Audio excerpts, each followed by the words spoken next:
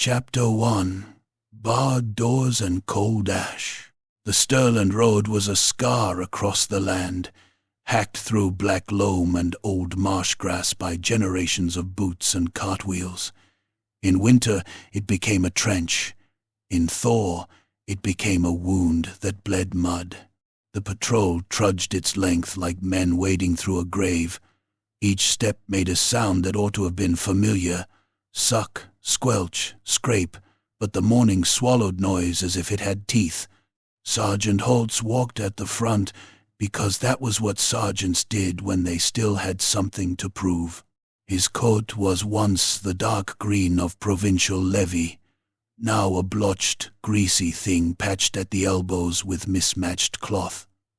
A short sword knocked against his thigh, and a cudgel hung from his belt like an argument. He had the face of someone carved from old wood. Hard lines, splintered scars, eyes that never quite stopped looking for a place to put their back to. Behind him came Lisa Brandt, light on her feet despite the mud. She carried a spear, with a barbed head scavenged from some dead man's wall, and her hood was pulled low. She knew these roads. That was why she'd been pressed into this duty, why her name had been said in the same breath as Dünfenn, as if knowing a place made it less likely to eat you. Kurt Nails slouched third, crossbow cradled like a baby he didn't like. He had a gambler's grin and a butcher's hands, and his fingers were always stained with something: grease, wine, blood. It all looked the same on him. He kept trying to whistle, and kept stopping when the sound died in his throat. Brother Othmar came last, a lay brother in a battered breastplate that bore the twin-tailed comet hammered into it with more devotion than skill. He carried no great relic, no holy banner, just a lantern and a heavy hammer wrapped in cloth to muffle the clink. His lips moved constantly, a stream of prayer and warning and small bargains offered to any god willing to listen. In Stirland, faith wasn't a song. It was a knife you kept sharp, because the dark came early. They were 5 in all 5, because that's what the road warden could spare, and because every other man had a reason to be elsewhere when the word undead sat behind the teeth of the messenger like a splinter. The messenger had been a carter with raw hands and a broken nail, sent in from the last toll post, with news that the Dünfenn run had gone quiet. 3 caravans overdue. No tar, no salt fish, no barley, no pig fat, no one returning with excuses and bruises. Just absence. Holtz had listened, had spat, had looked at the sky like it might offer a better answer than men. Then he'd taken 5 in a writ with the road warden's seal, and marched them out before he could be given time to regret it. The mist thickened as Dünfenn neared. It came off the fens in low sheets, clinging to reed tops and stunted willow, crawling over the road on its belly. The world narrowed to 10 paces, then 5. The patrol became a line of silhouettes, moving through milk. Lisa held up a fist. Holtz stopped, and the rest stopped because they were still alive, and that meant, mostly, they listened. She pointed. Something sat on the fence posts ahead, dark lumps against pale fog. Crows, maybe. Ravens. They were too still to be right. They did not call.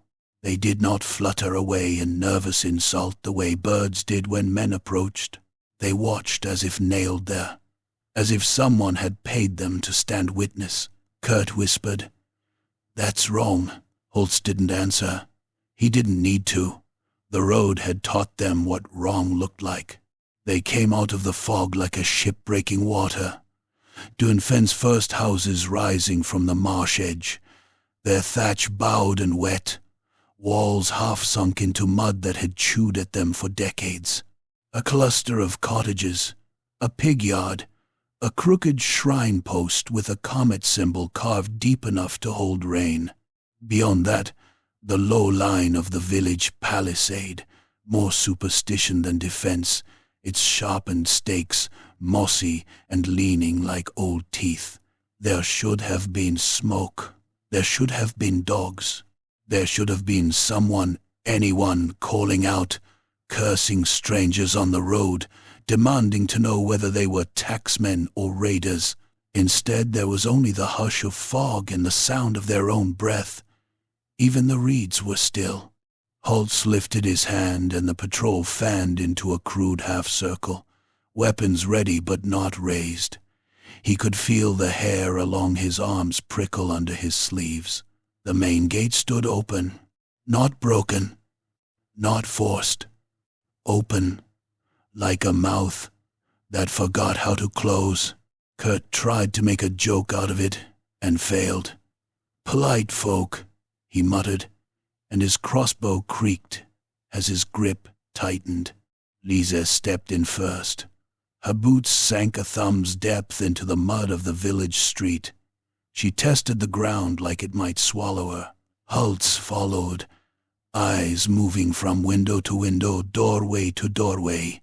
Every window was shuttered. Every shutter was barred, not from the outside, with the kind of crude plank you nailed on when bandits came through. From the inside, he saw it immediately.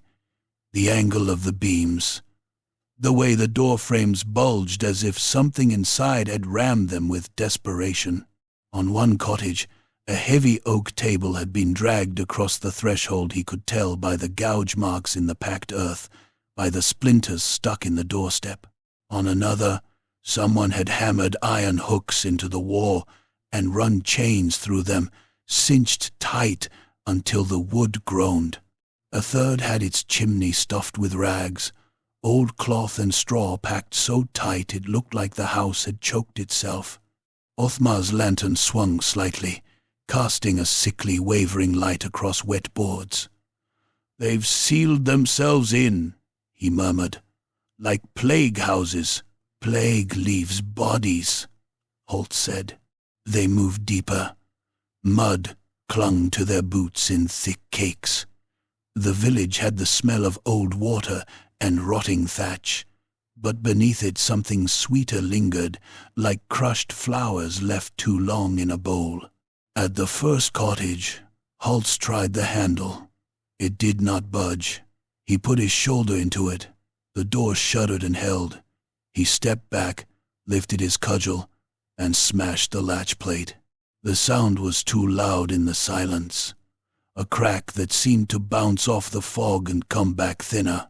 The door opened a hand's span and stopped against a beam set hard across the inside. "No," Lisa said softly, more to herself than to anyone else. "They did it fast." Holtz wedged the tip of his sword into the gap and levered. Wood protested. Nails squealed. The beam shifted enough for him to hook it and drag it free. The door swung inward on stiff hinges. The cottage was dim and close. The air inside was colder than outside, as if the walls had been drinking warmth. The hearth sat black and dead, its ash gray and undisturbed. A kettle hung over it, empty, its bottom filmed with soot. On a table near the hearth, a loaf of bread had been cut in half. The knife lay beside it, where it had been dropped. Hard cheese sat on a wooden board, untouched, beginning to sweat in the damp. Bunks along the wall were made, then unmade, as if someone had started to sleep and then changed their mind in a hurry. A wool blanket lay half pulled off one bed, frozen in place.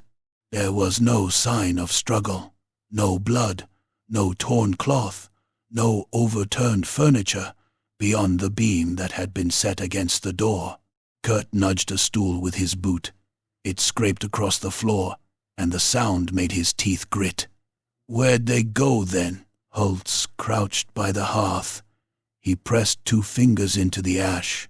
It was cold, not just cool. Cold like it had been dead for days. He looked at the bread again. It wasn't molded. The cheese hadn't turned green. The air didn't stink of rot. Everything said recent, and the hearth said old. Time skipped, Lisa murmured, reading it in his face. Othmar made the sign of the comet over the hearth. Witchery. Holt stood, suddenly aware of how close the cottage felt, of how the ceiling pressed down and the corners held darkness like water holes drowned things. He stepped out, and the fog and mud felt like freedom. They tried another house.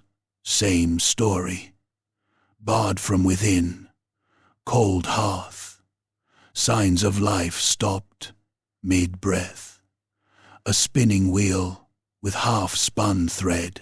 A pail of milk with a skin formed on top.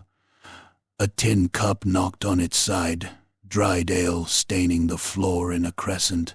No people, no corpse. In Warhammer lands, absence was not relief. It was a warning. They found the well in the center of Dünfenn, set beneath a crooked wooden crossbeam with a rope worn smooth by years of hauling. The well's stone lip was slick with moss and wet with fog. Someone had left the bucket neatly hooked to a peg, as if expecting to return within the hour. Kurt grabbed it. I'm not dying thirsty in a village full of whatever this is. He lowered the bucket, listening to the rope rasp through his hands until it hit water with a hollow plunk. He hauled it up, muscles straining, and the bucket came into view, brimming. The water looked clean, too clean. It caught the lantern light and gleamed like polished glass. As Kurt lifted it, a smell rose sweet, cloying, like flowers crushed underfoot at a funeral. Lise leaned in, frowning. That's drink, Kurt said, already scooping a handful. He slapped it into his mouth and swallowed. Holt snapped. Don't. Too late. Kurt smacked his lips. For a heartbeat he looked pleased, like a man tasting a rare wine. Then his expression shifted, the smile sliding away as if it had been cut off. He coughed once, sharp, coughed again, spat into the mud. What is it? He rasped.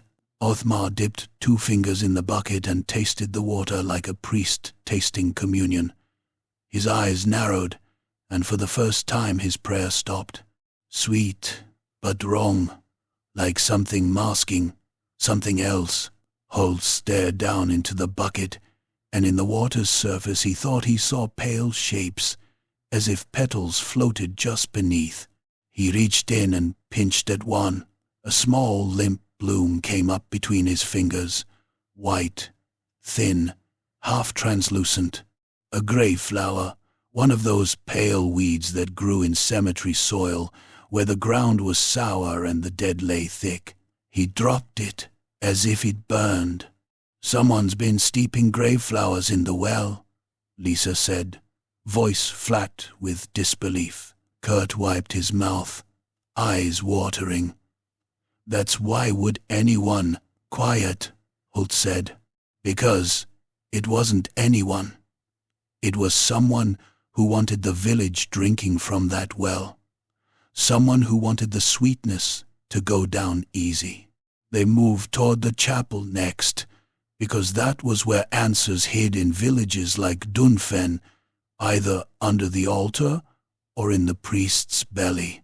The chapel was small, built of stone that had been dragged from the fen edge and stacked by men who didn't know mason's craft, but knew fear. A comet symbol was carved above the door, weather-worn and chipped.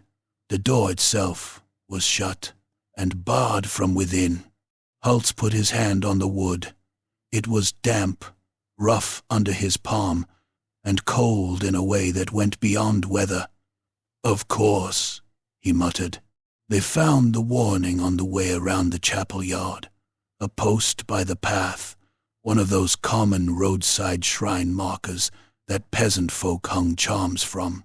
There was a crude Sigmar charm nailed to it, a tin comet with 2 tails, hammered out flat, the kind that was supposed to turn aside evil with nothing but faith and cheap metal.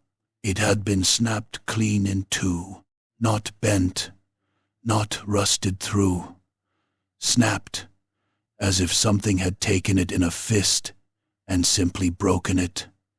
One half still hung from the nail. The other lay in the mud, half buried, like a fallen tooth. Othmar stared at it, jaw tight. His hand went to the hammer at his belt, gripping it so hard the knuckles showed white. That shouldn't. He stopped, swallowed, and tried again. It shouldn't break like that. Everything breaks, Holt said, though his voice didn't quite believe him. The chapel yard was bordered on one side by the cemetery, a low rise of ground that tried to lift itself above the fen but never quite managed. The grave markers were rough stones with names scratched in, many illegible, some never carved at all. A few wooden crosses leaned, warped by damp. The cemetery gate was iron, a simple thing, not meant to keep out an army, meant to keep out dogs, children, and the kind of drunk who pissed on the dead. The gate stood shut. Holtz walked toward it, lantern light catching on wet metal. Something on the ground near the hinge glinted. He crouched. The earth was torn there, a fresh scrape through mud and old leaves, down to pale clay beneath. It looked like something heavy had been dragged, pulled out from the cemetery, then hauled back in. The track was wide, uneven, as if whatever had been moved had no wheels. Just weight, just resistance. Kurt shifted behind him, crossbow angled toward the gate. "Maybe they dug up their own," he muttered, trying to make it a joke again, and failing worse. Holt stood slowly. He stared through the bars into the graveyard. The fog lay thicker there, pooling between stones. For a moment he saw nothing but mist and the suggestion of shapes. Then his eyes adjusted, and he saw the ground. It looked settled, too settled, like earth that had been packed down by hands that knew exactly how to make it look undisturbed. Lisa's voice came from his left, thin as wire. "Sergeant." He didn't turn his head. "What?" She pointed toward the far end of the village street, toward the palisade and the fields beyond. The light was changing. Not sunset yet, but the sickening turn when day begins to bleed out and the world grows long shadows. Fog took on a bruised color. The few black birds on the fence posts shifted, their heads turning in unison, and somewhere, not far, a sound rose. Soft at first, a faint scrape, like a shovel biting soil. Then a second scrape, then many. Holtz felt his mouth go dry. He listened, forcing himself not to imagine. The sound wasn't coming from the fields. It wasn't coming from the woods. It was coming from beneath. Othmar lifted his lantern higher, as if light could pin the sound down and name it. His prayer returned, faster now, words tumbling like stones. Kurt's breathing grew loud. Then he tried to quiet it, and only made it worse. Holtz backed away from the cemetery gate, eyes still fixed on the graveyard. His hand went to his sword hilt. He didn't draw. Not yet. Drawing too early was how men burned through courage before the fight even started. The scrape came again, closer, and with it something else, a faint, rhythmic thump, like knuckles on wood. The patrol stood in the middle of Dünfenn's empty street, surrounded by barred doors and cold ash, and a well that smelled of grave flowers. The village watched them with shuttered eyes. The fog pressed in, like wet cloth. Holtz swallowed, tasting mud and iron. "We're not alone," he said, and his voice sounded too loud, as if the village might hear and object. He glanced at each of them in turn, making sure they were still here, still breathing, still human. Remember that. We're the only ones breathing. Somewhere in Dünfenn, beneath packed earth and undisturbed stones, something answered with another patient, deliberate scrape. Chapter 2. The One Who Stayed Breathing. The scrape beneath the earth did not become a hand bursting through soil, at least not yet. It stayed a sound, and sounds were worse in their own way. A thing you could not stab, a thing you could not see. A warning that seeped into the bones and made the lantern light feel thin. Holtz pushed them away from the cemetery gate with a hard jerk of his chin, like a man herding dogs from a butcher's stall. They moved back into the village street, boots dragging, eyes flicking to every shutter and every seam of darkness. The fog had thickened into a bruised veil. The last color in the sky bled out slow, like someone dying politely. Methodical, Holt said. Low. Not a prayer, not a pep talk, an instruction. We don't panic, we don't run, we don't split. Kurt's fingers were white around his crossbow stock. I'm not running, he lied, and his voice sounded like it had swallowed something sharp. Brother Othmar's lantern swung in small arcs, the flame inside struggling against damp air. His lips moved in constant mutter. Sigmar's name, the words of the Heldenhammer, old Canton prayers that were half misremembered and wholly desperate. He kept touching the comet stamped into his breastplate like it was a wound that might reopen. Lise took the lead now, because she knew Dünfenn's shape. The village wasn't large. A crooked spine of street, cottages huddled like beggars, a granary, a pig yard, a smithy that had never seen a proper forge, and a chapel squatting at the edge like a stern old man watching his own funeral. They checked the barns first, because barns held the quickest truths. A man might run from home. He didn't abandon a cow without a reason. The first barn door was chained from inside. Holtz broke the chain with 2 blows of his cudgel, the iron link snapping with a dull crack. When the door groaned open, the smell hit them stale hay, old dung, the sour tang of animal fear that had dried into the boards. The stalls were empty, not cleaned, not emptied with care. Empty, like the animals had been removed hurriedly, their hooves leaving churned mud and deep gouges in the packed earth. A feed trough still held mash gone hard at the edges. A leather halter hung from a peg, cut clean through as if someone hadn't bothered to unbuckle it. In the corner, a circle of ash had been poured on the floor in a rough ring. Inside the ring lay a dead rat, shriveled and blackened as if it had been cooked without flame. Othmar stared at it too long. Warding, he whispered. Peasant warding. They knew. They feared, Holtz corrected. Fear makes men inventive. They moved to the loft above, climbing a ladder slick with damp. Lise went first, spear angled up, eyes narrowed. The loft was bare, save for sacks of chaff and a pile of blankets. Someone had slept up there recently, straw crushed, a bowl with crusts of porridge, a bottle of thin beer. On the loft wall, scratched into wood with a nail, were lines of text, prayers, names, and crude tally marks, as if someone had been counting nights. Kurt read one name aloud, then stopped. That's a Dünfenn family name. My da traded with them. Brandl, Dern, Kess.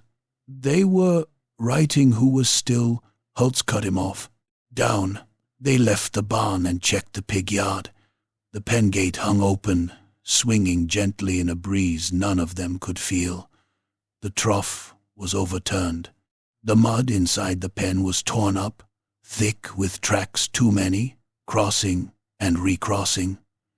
Blood had dried dark along the fence posts, smeared in arcs as if something had been dragged. No pigs squealed. No pigs grunted. Only silence, and the distant scrape under the earth that came and went like a thought you couldn't stop thinking. They approached the next cottage with caution, not because they expected a warm welcome, but because every barred door looked like a choice made in panic. The front door was wedged from within again, but Lisi guided them around back to a window half hidden by a pile of cut reeds. The windowsill had something on it. Mud. Not the usual splash from boots, not the splatter from rain. This was a smear dark, wet streaks pressed along the wood, 5 long lines like fingers. There were several of them, overlapping, as if hands had gripped there from outside. Lise touched the marks with the tip of one finger and lifted it. The mud clung, thick and gritty. She sniffed once and flinched. "That's not village mud," she murmured. "That's cemetery mud, sour and..." Othmar leaned close, his lantern casting a trembling light. "Like drowned hands," he said, and his prayer faltered into silence. Holtz's jaw worked. He imagined someone inside that cottage, barred in, breath held, hearing something outside, not a voice, not a knock, but the soft slide of fingertips seeking purchase. The thought made his stomach tighten. They found more marks as they moved, smears along shutters, long streaks down doors where something had leaned its weight, grime on the upper boards as if someone tall had pressed close to listen. The village hadn't only sealed itself against something, it had been tested, again and again. The chapel door yielded to violence as all things did. The internal beam broke with a splintering groan under Holtz's shoulder. They entered to find the chapel dim and damp, the air cold enough to sting the lungs. The altar cloth was folded neatly, as if someone had tidied before leaving. Candles sat in their holders, unlit, their wicks dry. A bowl of holy water stood by the door, but the water inside had gone murky, with a film that looked like the skin on old soup. Kurt dipped a finger in and hissed, pulling it back as if burned. It's slimy." Othmar moved past him, face hard. He took the bowl and hurled it against the wall. It shattered with a wet crack. "No," he said, voice thick. "If the holy is fouled, better it be broken than trusted." Behind the altar, they found a small room where the village's lay priest would have slept. The bed was made, a coat hung on a peg. A book lay open on a table, pages swollen from damp. The ink had run, leaving the words blurred like tears. Someone had tried to write something in a hurry in the margin, tight, jagged letters that spoke of fear. Lisa squinted. "I can't." Othmar leaned in. His mouth tightened as he forced the letters into sense. "Quiet. Keep quiet. Do not answer. Do not invite." He looked up, and his eyes were not priestly then. They were a man's eyes. They believed something could be invited in by speech. Holtz nodded once. It wasn't uncommon. Stirland was thick with old superstitions, older than Sigmar in some hollows. Things whispered when the wind came from Sylvania. Some of those superstitions were nonsense. Some had survived because they were practical. They searched the smithy next, finding tools laid out like someone planned to return. Tongs, hammer, a half-shaped nail strip. The forge was cold and dead, ash-gray and dry. A bucket of water beside it was filled with something that smelled faintly of flowers and wrought the same sweetness as the well. In the granary, they found the first real sign that Dünfenn's silence had teeth. The building stood larger than the cottages, its walls thick, its doors double-planked and reinforced. It should have been locked. It should have been guarded, even in a quiet village, because hunger was always closer than honor. The doors were shut and barred from within. Holtz stared at the barred doors and felt something crawl under his skin. "They barred the granary too," he said. "Why bar food from yourself?" "Maybe they weren't barring food out," Lisa said. "Maybe they were barring something in." The sound came then. A knock, not loud, not dramatic. Just a dull thump from inside, like a sack settling, like a fist gently testing wood. Kurt raised his crossbow so fast the string twanged. "Tell me that was a rat." The knock came again. 3 slow taps, patient, expectant. Holtz's hand went to his sword. He drew it this time, the steel whispering free. "Othmar," he said, voice flat. "Get the lantern high. Lease, spear ready. Nails." "I am ready," Kurt snapped, voice too high. They heaved the doors open together. The internal bar was heavy, thick oak, worn smooth by use. It slid aside with a scrape that made every man's teeth ache. The doors swung inward. The granary smelled wrong. Grain should smell warm, earthy, alive. This smelled cold and sweet, and old like flowers left in a coffin. Rows of grain bins lined the interior, tall wooden boxes with hinged lids, each marked with chalk. Barley, rye, oats. Sack stacks rose like walls, but many sacks were split, their contents spilled in heaps. Except the heaps weren't grain. They were dirt. Not clean soil, not field loam.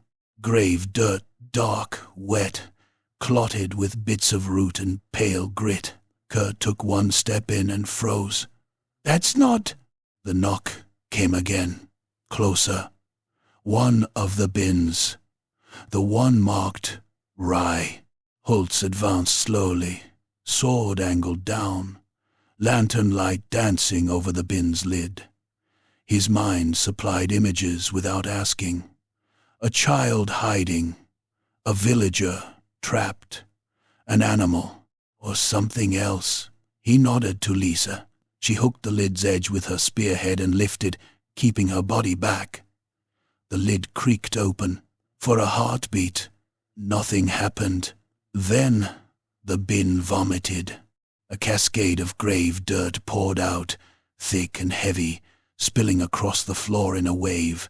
With it came splinters, rotted coffin wood, broken nails, scraps of cloth that might once have been shrouds.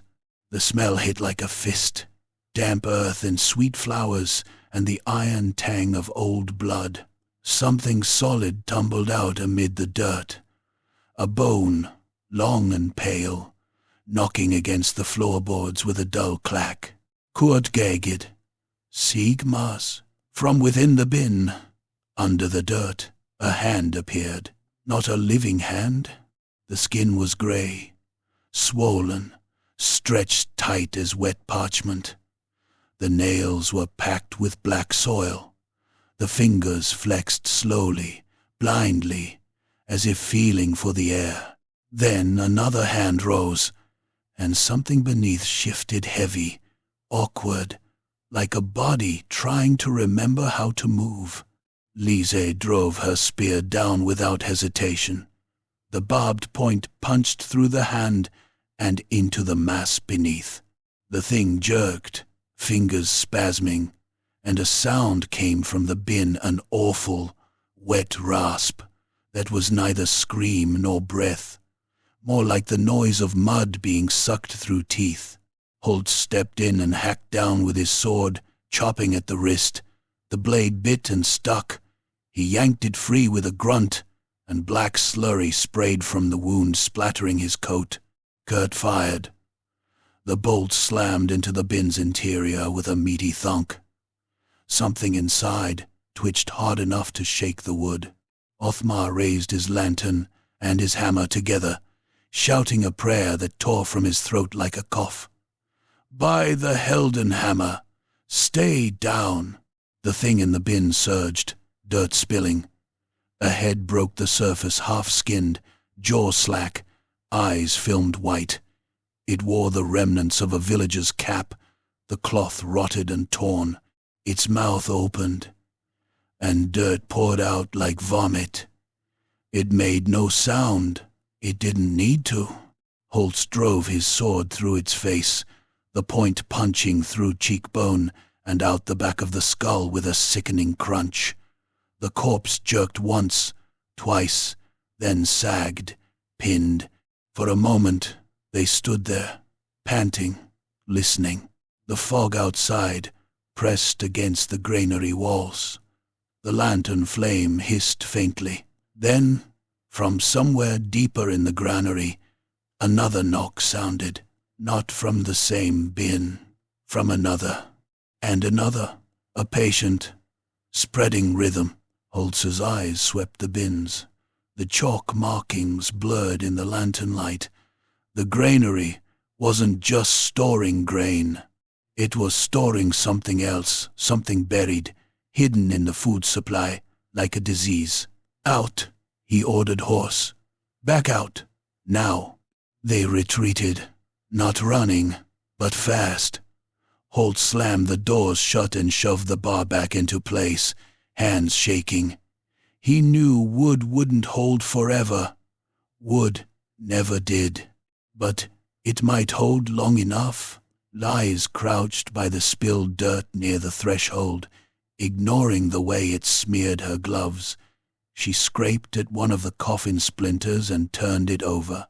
A sigil was branded into the wood, not the 8-pointed star, not the curled runes of some northern cult, not any mark that spoke of grand, roaring damnation. This was smaller, meaner, practical, a crude circle, cut with a hot iron, filled with jagged lines like tally marks and hooks. A foreman's mark, a butcher's brand, ugly in its simplicity. Othmar stared at it as if it might bite him through his eyes. "Necromancy," he said, voice raw. Not the grand sorceries. This is craft, like a man making nails." Holtz looked down at the sigil and felt something settle in his gut. A person had done this. A person with hands, with time, with patience. Not a storm of evil sweeping through Dünfenn. Someone had come here and worked. "Grave tallyman," Lisa whispered suddenly, as if the word had been hiding on her tongue. "Old stories. Men who count the dead after plague, to settle debts and tithes. They come with books and ink and shovels," Kurt said, voice shaking. "And coffins, by the look of it." They needed a living tongue, a breathing witness, someone who could tell them what had happened in Dünfenn, besides the evidence in mud and ash. Lies led them to a cottage near the village's center, one with a cellar door half hidden behind stacked barrels. The barrels were arranged too neatly, like a wall built in a hurry. The cellar hatch was shut, and for once it was not barred from within. It was barred from without. Holtz and Kurt shifted the barrels. The wood scraped over mud. Beneath the hatch was a chain and padlock, rusted but recently oiled. Someone locked this, Holtz said. Othmar's lantern light fell on faint scratches on the hatch, gouge marks like fingernails. Not fresh older, healed with damp grime, but there. Holtz broke the padlock with his cudgel. The iron snapped. He lifted the hatch. A smell rose from below. Stale air, human waste, and the sour tang of fear that had fermented in the dark. A voice came up with it, thin and cracked.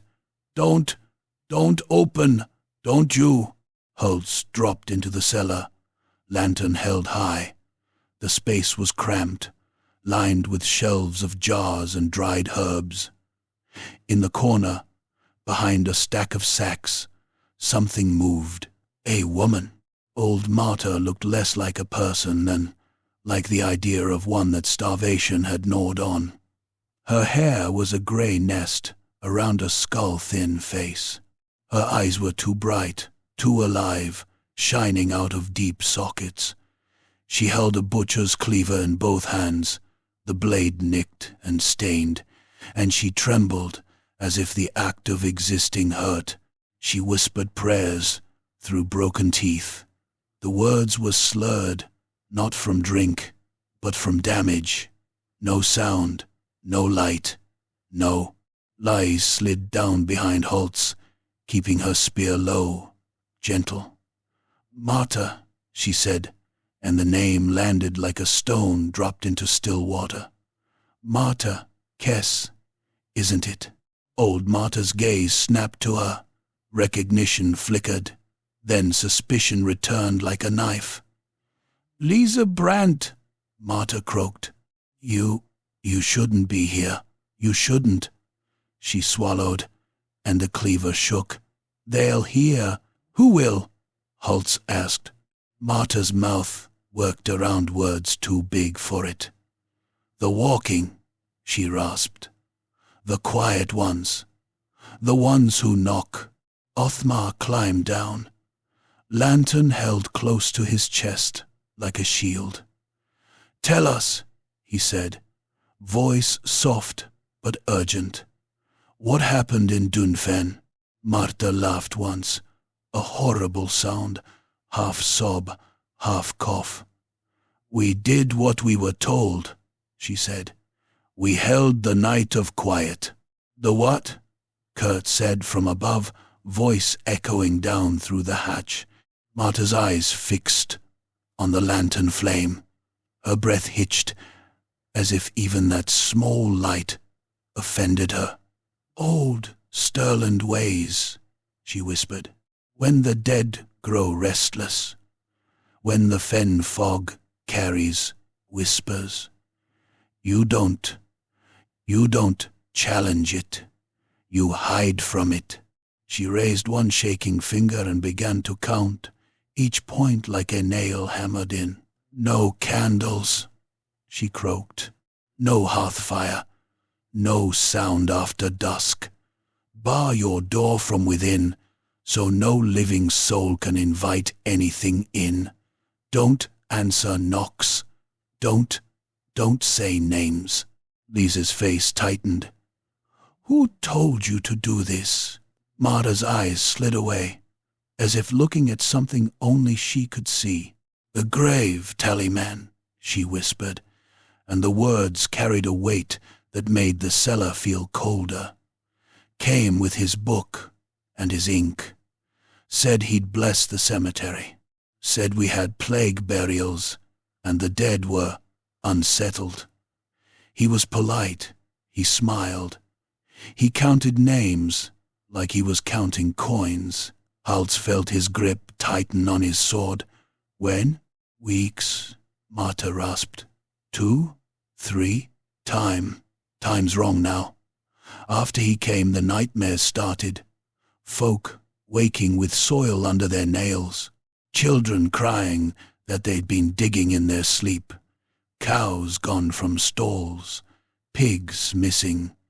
And always the sweetness in the water, like flowers at a wake. Othmar's lantern trembled slightly. You drank from the well. We had to, Marta said, and there was anger there, bitter as bile. It was the only water, and it made folk quiet, made them sleepy, made them easy. Above them, something thumped against the granary door, distant, muffled by walls and fog. But there, Kurt's voice came down, strained. "Sergeant, I hear." Holtz held up a hand, even though Kurt couldn't see it. He listened. At first there was nothing but Marta's ragged breathing and the soft drip of cellar damp. Then, faintly, from far off, too far to be inside a building, too close to be imagination, a sound like boots on wet clay. Shuffle, shuffle, not the random stumble of a drunk or the frantic run of a living man. Synchronized, measured, a march without music. Othmar heard it too. His eyes widened, and he went still, lantern held frozen, flame trembling in its glass prison. Holtz looked up toward the hatch, toward the slice of fog-gray sky visible beyond. "How many?" he asked Marta, voice low. Marta's mouth twisted. "Enough," she whispered. "Enough to make the village quiet forever." The shuffling grew clearer, like a tide coming in. It carried the faintest undertone of something else, a soft, repetitive tapping, patient and polite. Through the open hatch, Lisa's face appeared, pale and tight. She had climbed halfway out to look down the street. Her eyes met Holtz's. "They're there," she said, voice barely more than breath. Holtz climbed up, boots scraping on the ladder. He emerged into the village street and felt the world tilt. Through the fog at the village edge, silhouettes gathered, too many. They moved in a line, heads bowed, arms hanging loose. Their steps were slow and even, the shuffle of boots dragging through mud. As they drew closer, the lantern light caught details. A familiar cap, a shawl, the curve of a shoulder he'd seen in the cottages.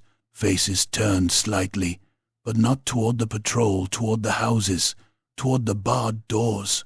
The villagers of Dünfenn were coming home, and they came in silence, marching toward their own thresholds as if they had all heard the same summons.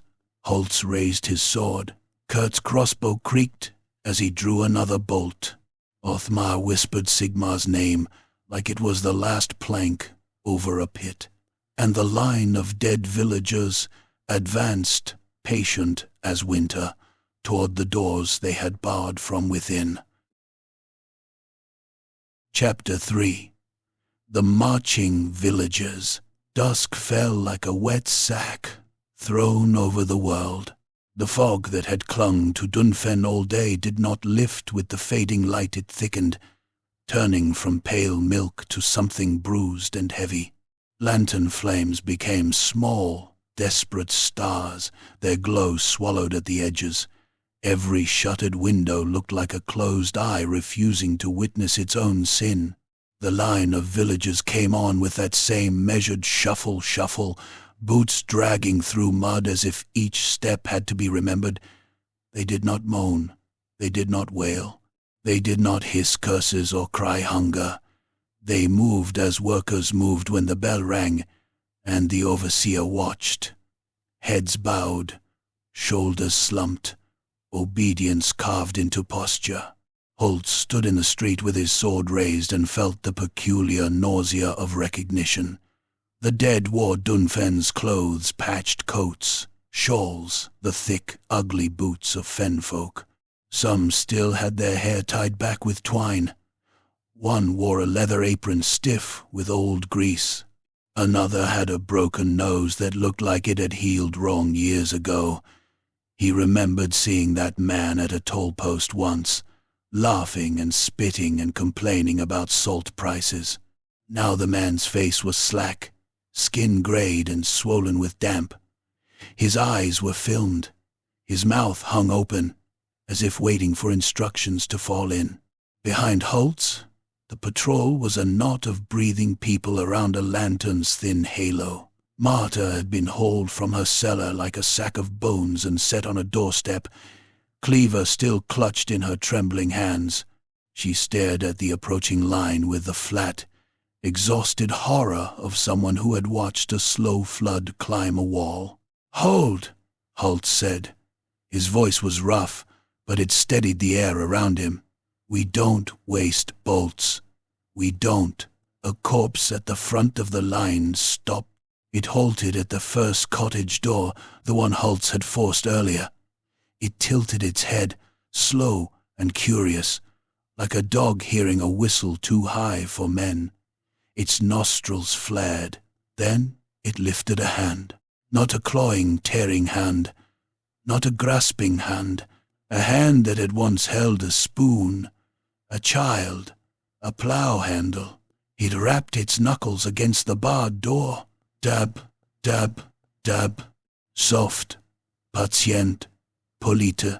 A perverse parody of a neighbor asking for flour. Kurt whispered, "No, no, that's..." The corpse did not push. It did not shoulder the door. It simply tapped again and again, like it could wait forever. More corpses peeled from the line and drifted to other houses. Each stopped at a barred door. Each tilted its head.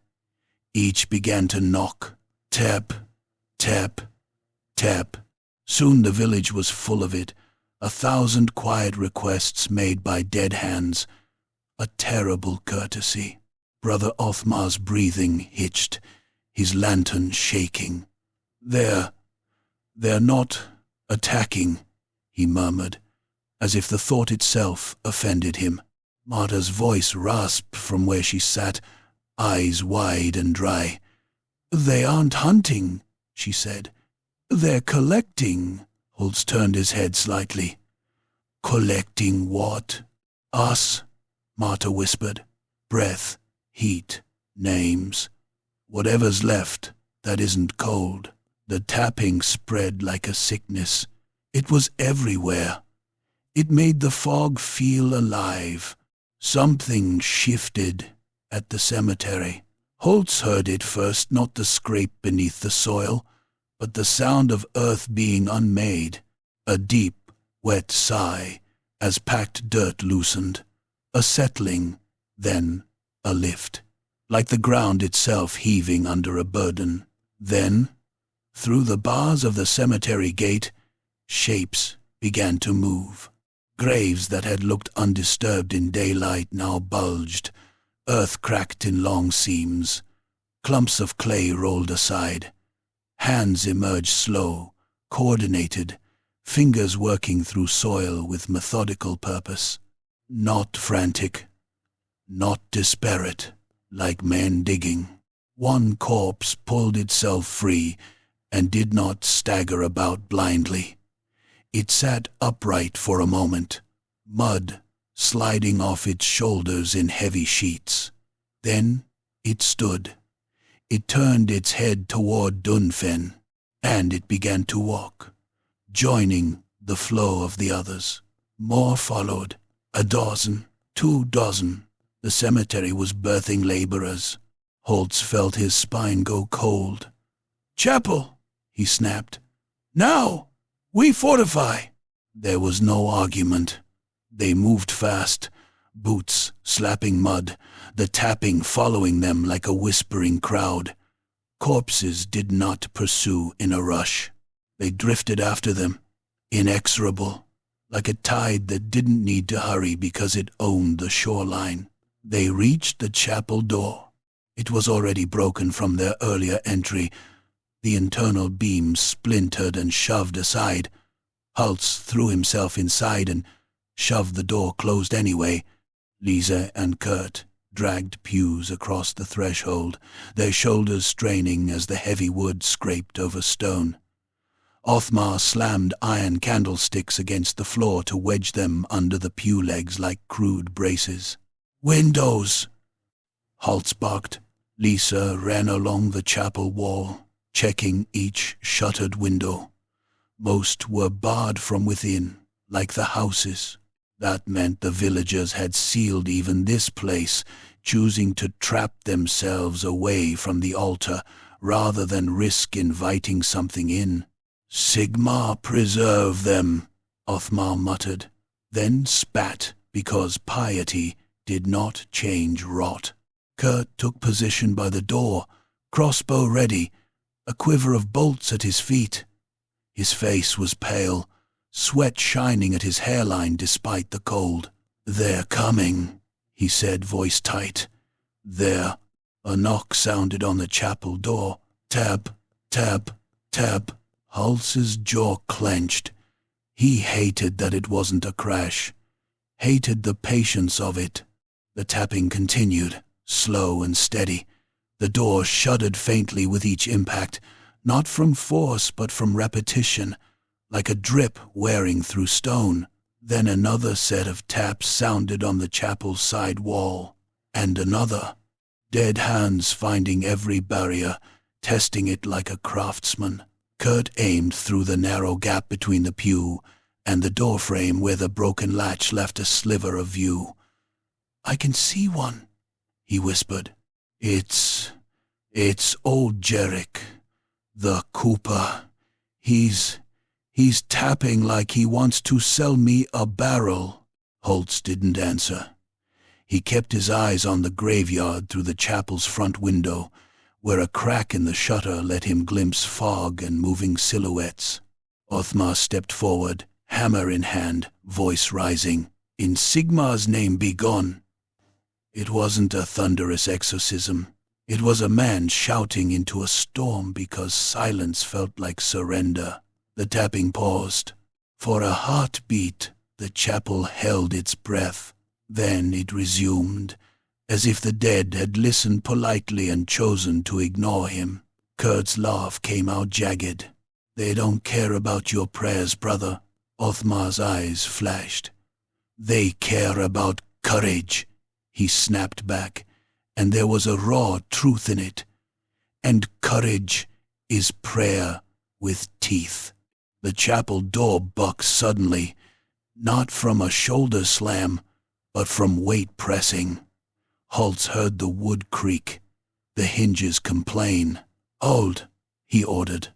Outside, the dead began to gather at the entrance. The tapping became a chorus, many hands on one door, each one gentle, together becoming pressure. Lice braced her spear against the pew, the barbed tip angled toward the gap. "If they come in," she said, voice low, "we make it cost them." Marta sat near the altar, cleaver in her lap, whispering the night of quiet rules again and again like a rosary. No candles, no hearth fire, no sound after dusk.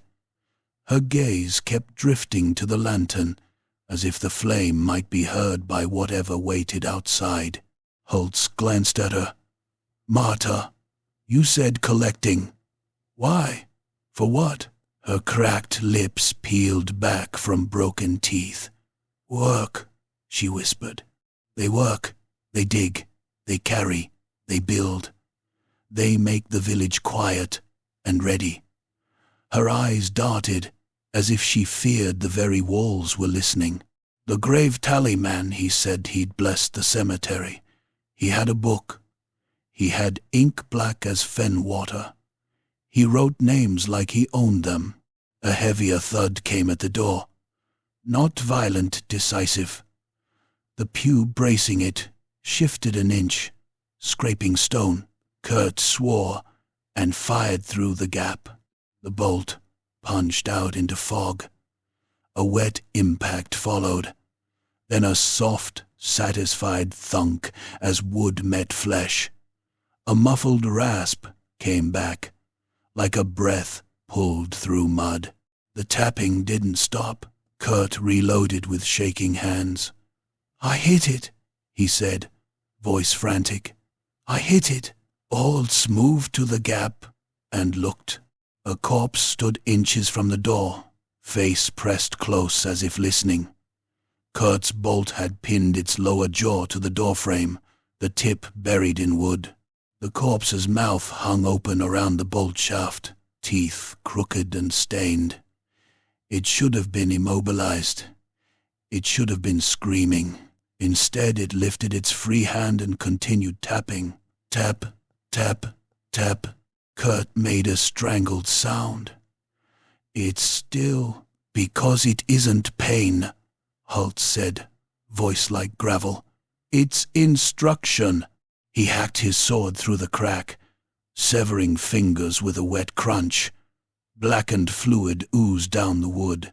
The corpse didn't recoil. It just kept tapping with what remained, knuckles now jagged stumps striking the door in a stubborn rhythm. Othmar stepped forward, voice hardening into something steadier.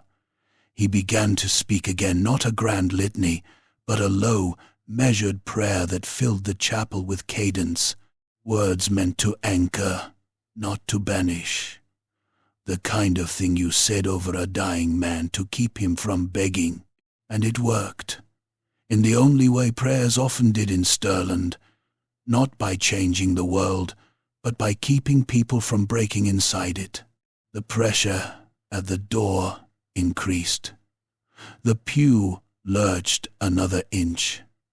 The candlesticks bracing it groaned, iron scraping stone. Then the tapping stopped. Every dead hand outside went still. A silence fell so deep it made the lantern hiss, sound loud. Holtz's stomach tightened. Silence, after noise, was always the moment before something got worse. A scraping sound came from the chapel wall, not outside the chapel, against it. Close, deliberate. Lisa's eyes snapped to the nearest window. Up, she hissed. Shadows moved beyond the shutters. Shapes pressed close. A faint creak of wood, as weight tested the frame. Then another shape rose below it, lifting. Bodies were stacking. Holt saw it through the crack. A corpse, bracing itself against the wall. Another, climbing onto its shoulders. Hands fumbling for purchase. They moved like clumsy men building a scaffold, but there was coordination there. Purpose. A crude human ladder formed, joints popping, boots slipping in mud, then catching. The upper corpse leaned toward the shutter seam, its fingers probing for a gap. Liz drove her spear through the crack between shutterboards. The barbed tip bit into something soft. A wet gasp. More air forced from dead lungs than breath, and the corpse toppled backward, dragging the one beneath it down. They hit the mud with a slap that sounded obscene. But already two more were stepping into place, climbing over fallen bodies as if they were sacks of grain. They're being directed, Holt said, and the realization landed like a stone in his gut. This isn't random. Someone is steering them. Kurt swallowed hard. Where? Holtz listened, straining past the knocks resuming at the door, past the scraping at windows.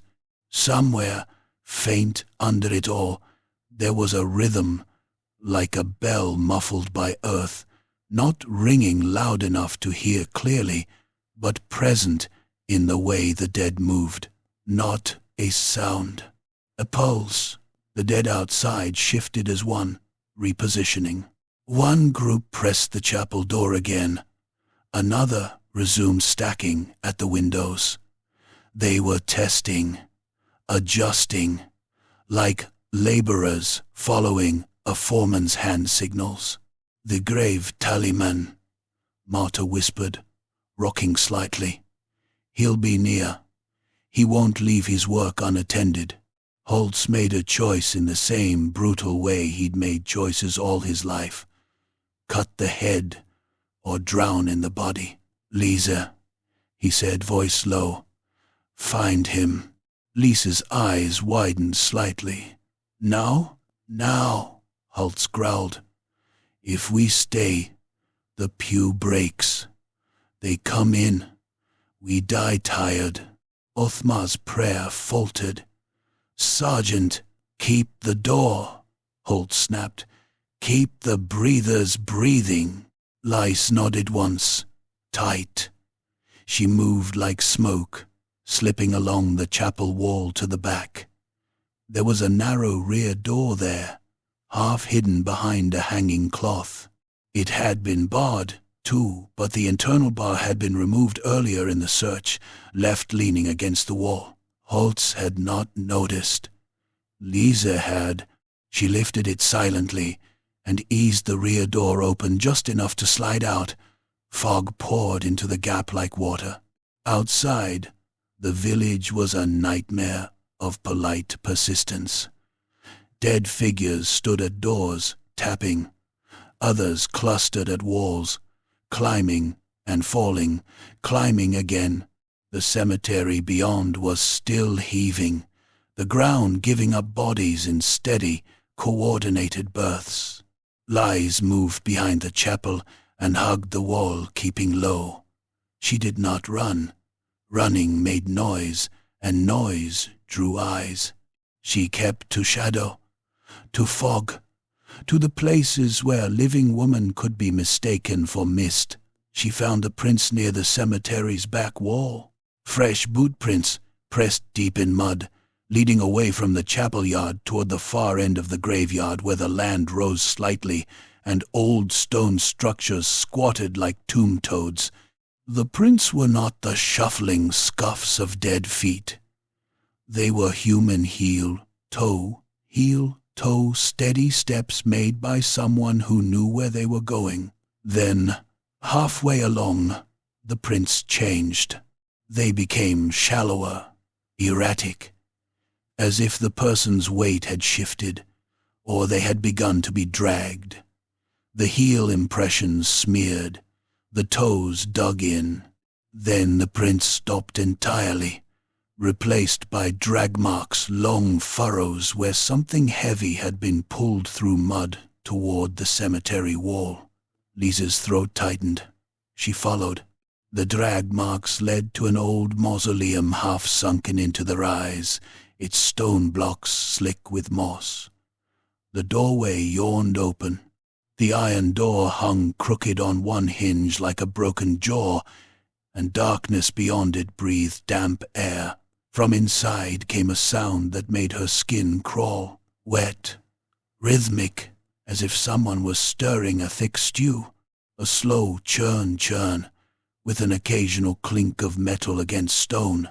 Lizzie crouched low beside a cracked grave marker, heart hammering, and peered into the opening. The darkness inside was deeper than fog, deeper than night. It was the kind of dark that remembered bodies, and from within that dark, the wet, stirring continued patient, industrious, like a man at work. Behind her, the chapel door creaked under pressure, and the village's polite tapping filled the air again, relentless as rain. Lizzie tightened her grip on her spear and forced herself to breathe through her nose, quiet as a thief. Whatever was inside that mausoleum was close. Close enough that the dead were marching like laborers. Close enough that Dünfenn's silence had become a machine. And in the dark, something stirred its cauldron, making the village ready for the next hamlet down the road. Chapter 4. The gravel Reeve's ledger. The mausoleum door hung like a broken jaw, and the dark behind it breathed. Lies stayed crouched behind the grave marker, spear held close, watching the doorway, and listening to that wet, steady stirring. Each churn sounded like a ladle through offal. The stink drifting out was not the honest rot of a corpse left too long in summer. It was sharper mineral damp, rancid sweetness, and something faintly metallic that made the back of her throat tighten like she'd swallowed a coin.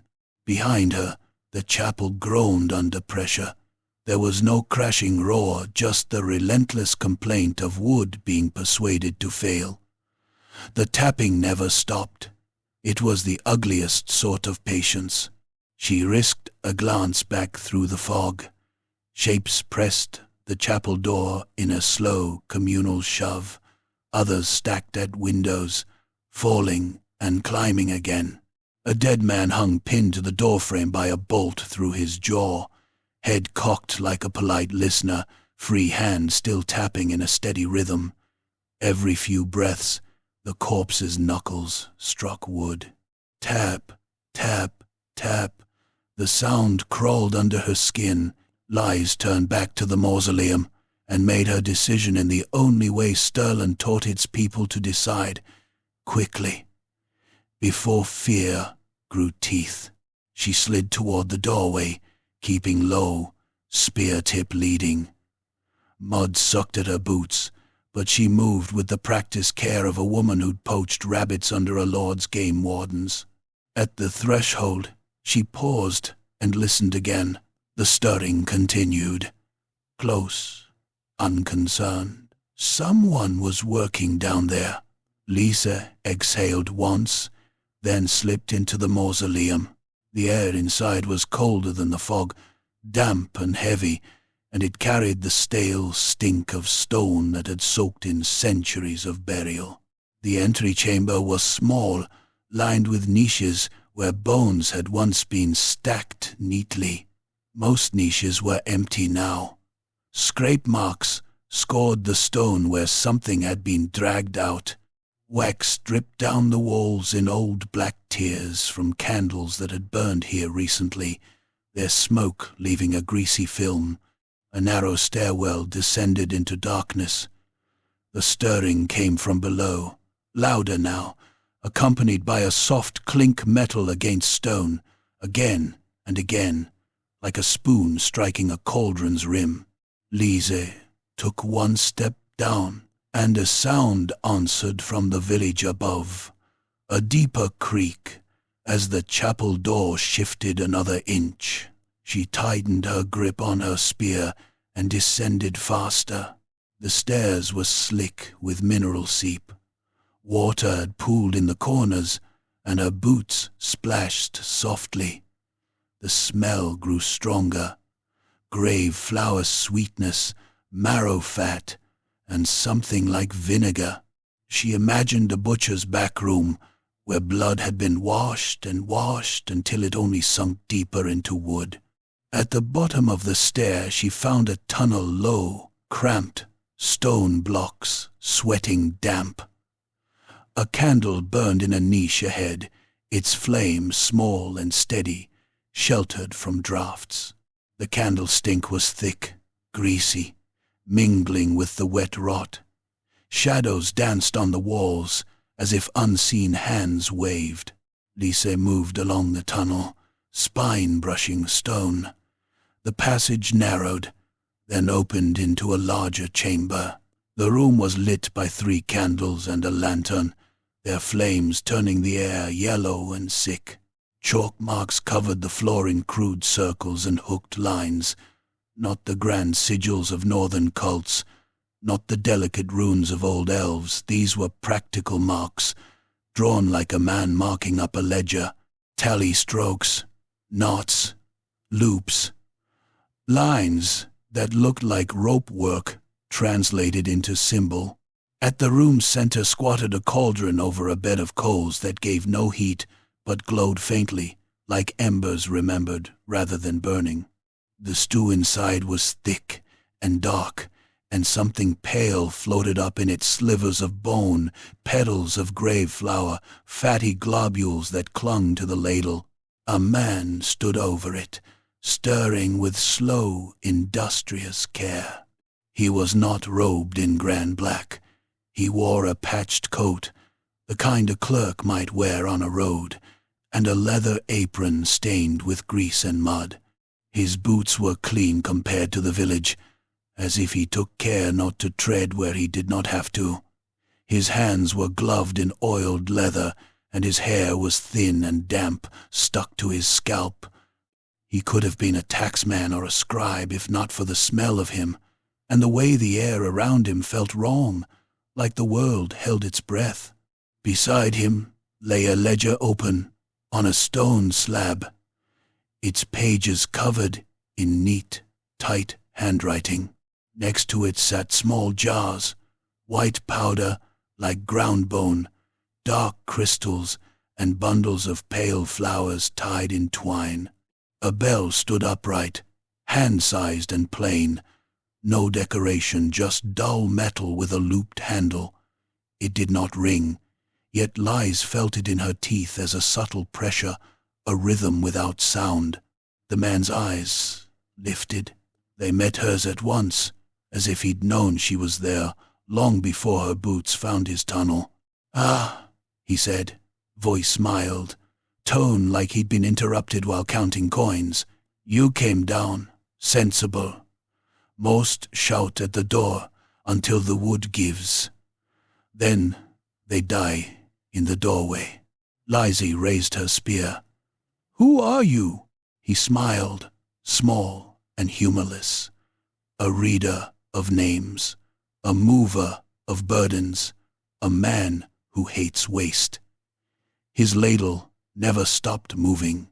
"You may call me the gravel reeve, if titles comfort you." Behind Lice, boots splashed on the stair.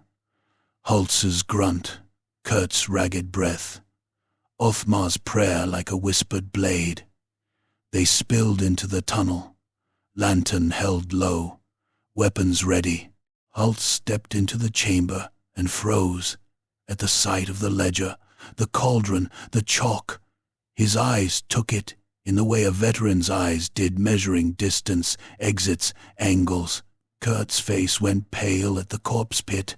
It gaped along one side of the chamber, a trench dug into the stone floor, lined with splintered coffin wood and packed earth. Bodies lay stacked inside, not neatly, but efficiently. Limbs twisted, heads turned at wrong angles, faces slack. Some were dressed in village clothes, some wore burial shrouds. A few were little more than bones, their joints bound with twine like bundles of firewood. The gravel reeve dipped his ladle, lifted it, and let the thick brew slide back into the cauldron. "Bodies are plentiful," he said, as calmly as a man describing rain. "Obedience is priceless." Othmar's voice rose, hard. "In Sigmar's name." The gravel reeve's eyes flicked to him. "In Sigmar's name," he echoed, almost amused. "You people speak names as if names are shields. Names are leashes." His gloved hand tapped the open ledger. "That is why I write them." Holtz's sword came up. "Stop stirring," he growled. "Step away from the book." The gravel reeve sighed, as if indulging a childish request. "You're late," he said. "Dünfenn's already useful. The wells, the doors, the habits, you've all made it so easy. A village that seals itself is a gift." Kurt swallowed and forced his voice steady. "What do you want?" "What I want?" The gravel reeve's smile widened, showing teeth too clean for a man who worked in mud. "To make the roads safe," Holt snorted, a harsh sound. "By raising corpses? By organizing them." The gravel reeve gestured with his ladle, a flick of wrist like a foreman directing men. "You think the dead must always be chaos, gnawing and moaning and stumbling? That's a story told to children so they scream loudly enough to be found." He set the ladle down. His other hand touched the bell, not ringing it, just resting on it. "With rhythm," he continued, "they become a tool. They dig pits. They haul stones. They extinguish flames. They keep a village quiet. They harvest what the living waste." His eyes slid to Marta, who had been forced down the stairs with the patrol and now stood trembling near the doorway, cleaver clutched like a child's toy. "And when the time comes, they collect the last warmth. Efficient, clean." Holtz moved without warning. a soldier's sudden violence, born of disgust and necessity. He lunged across the chamber, sword cutting toward the gravel reeve's throat. The gravel reeve did not step back. He reached down and snatched a cord lying coiled beside the ledger, a length of twine knotted with small bone beads, and flicked it. The cord snapped in the air like a whip. Holtz's sword arm jerked sideways, yanked by an invisible force, and his blade struck stone instead of flesh with a shower of sparks. Pain jolted up his arm. He staggered, teeth clenched. Binding, not flashy sorcery, not lightning. A rope, pulled by unseen hands. Lies thrust her spear. The barbed tip drove toward the gravel reeve's chest. The gravel reeve twisted aside with surprising speed, like a man used to dodging swinging picks in cramped tunnels. He grabbed the spear shaft mid-thrust. His gloved hand was slick with oil and chalk. He pushed down, forcing Lisa's spear to dip, and she felt resistance like pushing into mud. Kurt fired. The bolt flew true, aimed at the gravel reeve's head. A chalk line on the floor flared faintly, not with light but with a slick shimmer, and the bolt's path bent. It veered at the last moment and slammed into the cauldron with a clang, sending thick brew splashing. The smell hit like a punch, sweet rot and marrow and grave flour. Drops landed on Lisa's sleeve and ate through fabric, leaving dark, wet stains as if the cloth itself was being steeped. Othmar surged forward with his hammer raised, shouting a prayer that was half roar, half sob.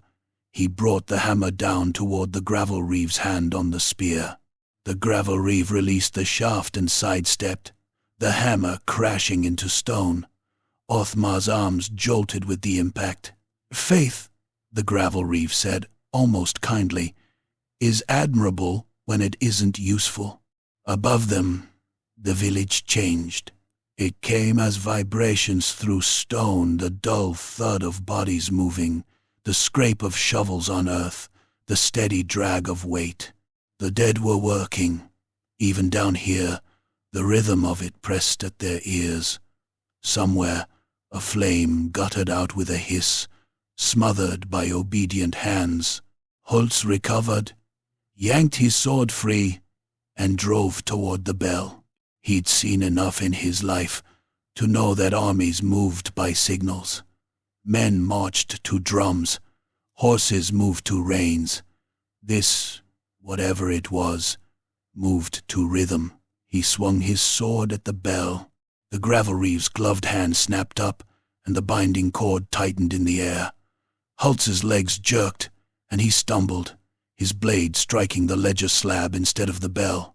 The ledger skittered, but did not fall. "Careful," the gravel reeve chastised, mild as a teacher. "Ink is expensive," Marta screamed, then sudden, sharp, the sound of a woman whose fear finally found breath. She lunged forward with her cleaver, not at the gravel reeve, but at the cauldron. Her hands shook, but rage steadied her. She smashed the cleaver into the brew, thick, liquid, splattered. The coals beneath hissed, and an awful odor rose like flowers thrown on a pyre that refused to burn. The cauldron rocked on its stand. The gravel reeve's calm cracked for the first time. His eyes widened. "Idiot!" Othmar reacted instantly. He snatched a sack from beside the jars, marrow salt, white and granular, and hurled it into the cauldron with both hands like a man casting grain to a hungry field. Salt billowed, ghost pale. The brew convulsed. It did not boil. It spasmed. The liquid thickened, then thinned, then thickened again, as if reality couldn't agree on what it should be. A sound rose, not a scream, not a chant, but a low, wet roar, like a grave collapsing. The chalk lines on the floor shimmered, then crawled. the marks writhing like worms. The gravel reeve hissed between clenched teeth. "That was not meant to be salted," he snarled, voice losing its clerkish calm. "That is a recipe, not soup." Holt seized the moment. He rammed his shoulder into the bell stand and grabbed the bell's handle with his offhand. It was heavier than it looked, cold enough to sting. He lifted it. The air around it felt tight, like pulling on a rope that had weight.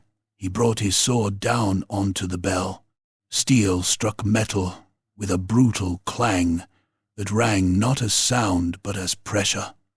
The bell dented. A crack spidered across it. Outside, above, the synchronized thudding stuttered. The dead's rhythm faltered for the first time, like workers hearing their foreman drop his whistle. The gravel reeve's head snapped up, eyes furious.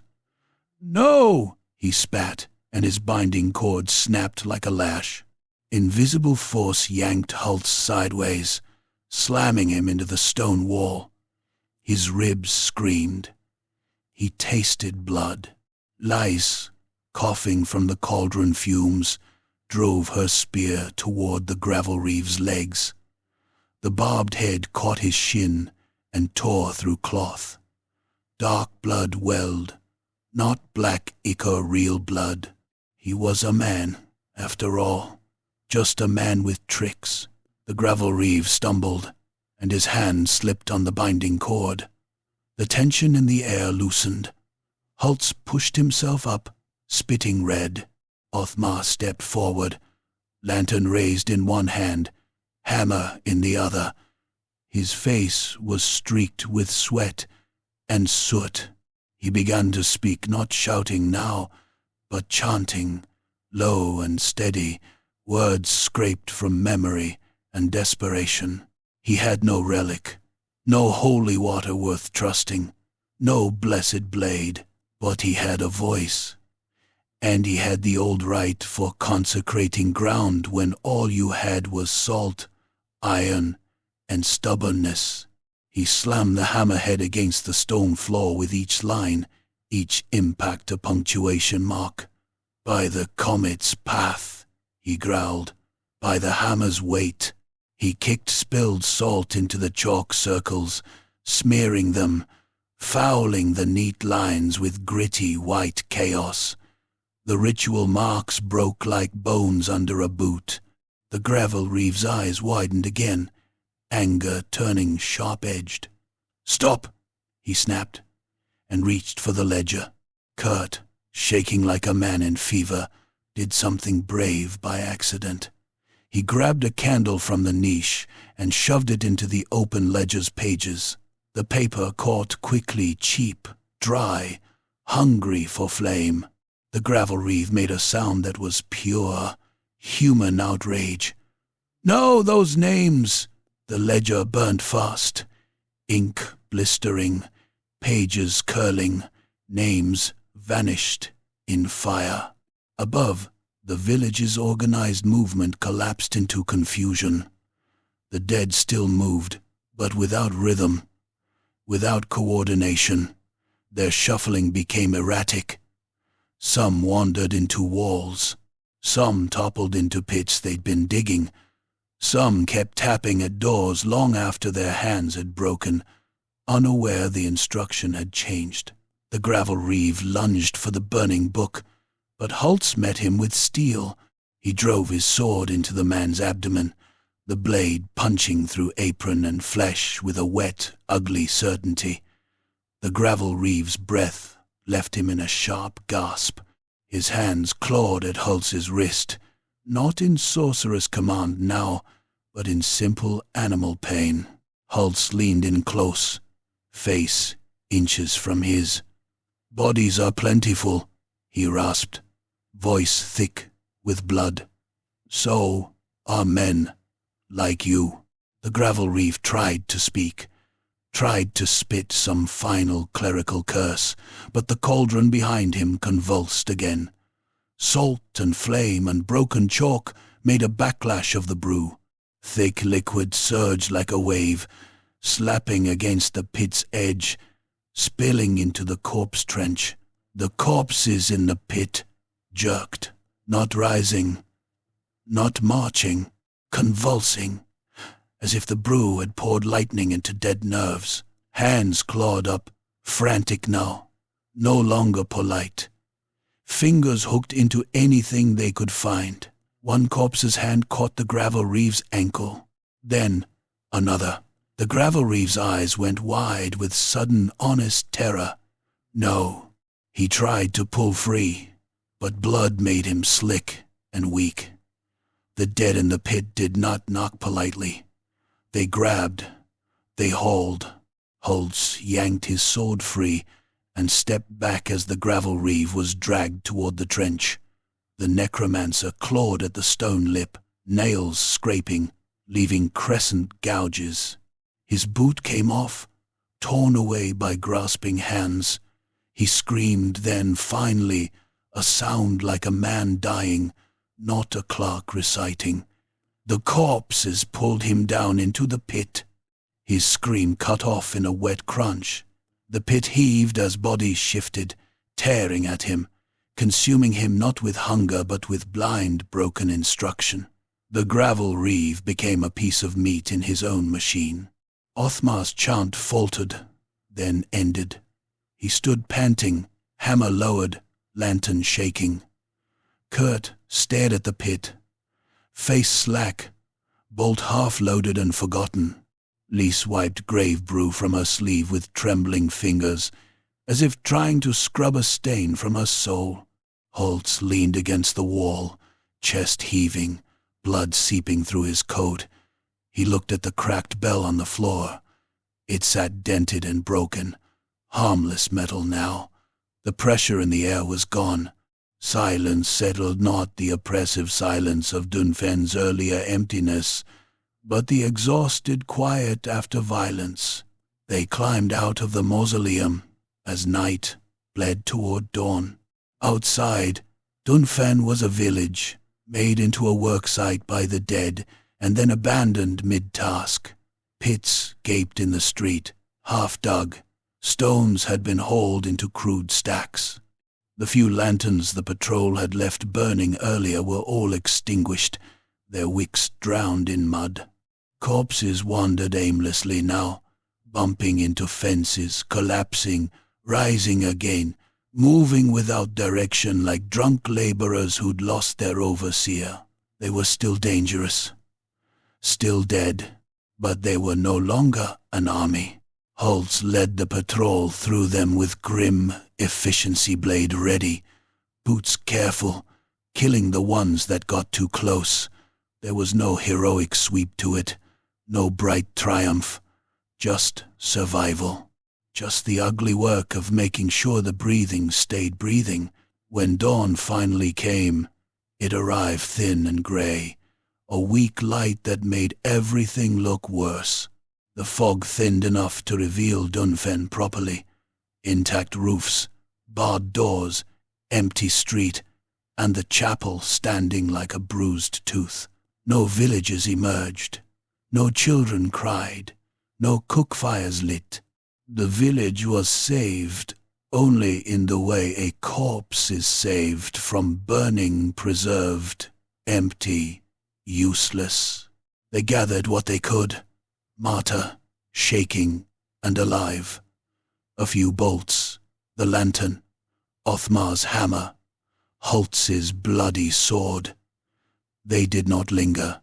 Stirland taught its people that places like Dünfenn did not become better when you stayed. Before leaving, Holtz went back into the mausoleum chamber one last time. The corpse pit had settled. The cauldron brew had congealed into a tarry crust. The chalk marks were smeared into meaningless filth. The bell lay cracked, and on the stone slab where the ledger had burned, a scrap of paper remained half hidden, tucked behind the scorched cover, protected by the slab's lip. A second page. The edge was singed, but the writing was still legible. Namis, not Dünfenn's this time, a neighboring hamlet. A place down the road, smaller, poorer. The ink looked fresher, the strokes sharp. In the margin, a note had been written in the same neat clerk's hand. Deliver to the Baron's road warden, paid in bone. Holtz stared at it until the letters felt carved into his eyes. Then he folded the scrap carefully and tucked it into his coat like a wound you couldn't stop touching. When they finally left Dünfenn, the road did not feel safer. The fog did not feel kinder. The birds still watched from fence posts like nailed-down judges. Behind them, in the silent village, a dead hand tapped once against a barred door, slow, patient, before falling limp into the mud. Dab, and then nothing.